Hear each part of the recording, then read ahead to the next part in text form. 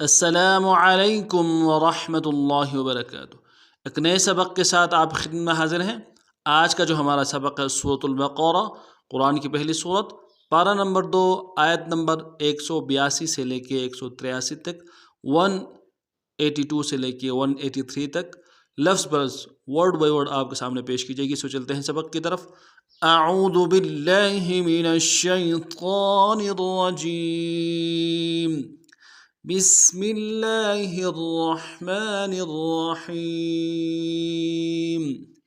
फमन खाफ मिन मूसिन जनफन औ इस्मन फ़अस्लह बैनहुम फला इस्म अलैहि इन्नल्लाह गफूरुर रहीम।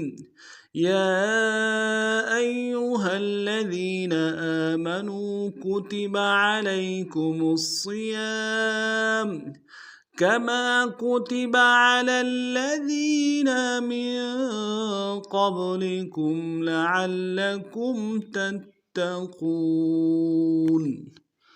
अब लफ्ज़ बरस पढ़ते हैं।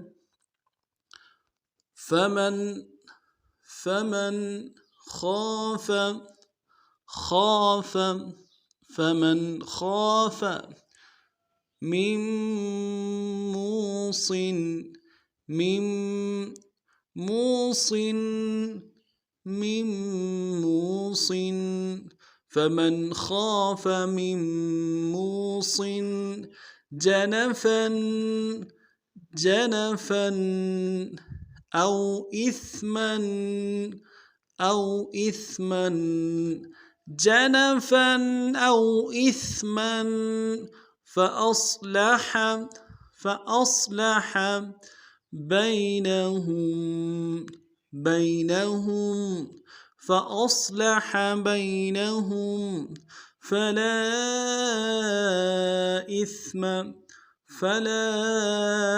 इस्म अलैहि फला इस्म अलैहि।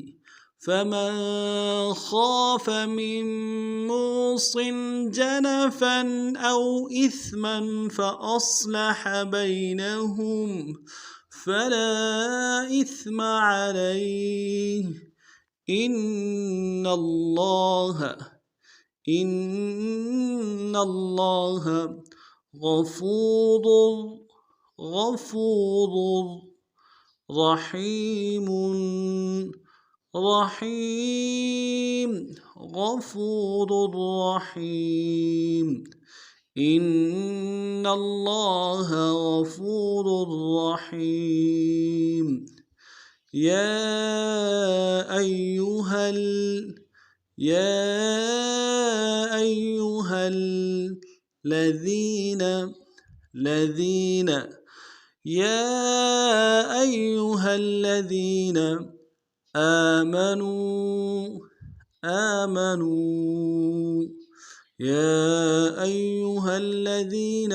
आमनू कुतिब अलैकुमुस सियामु कुतिब अलैकुमुस्सियामु कमा कुतिब على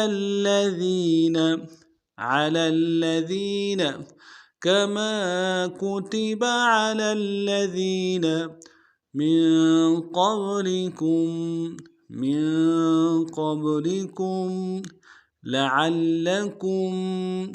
لعلكم تتقون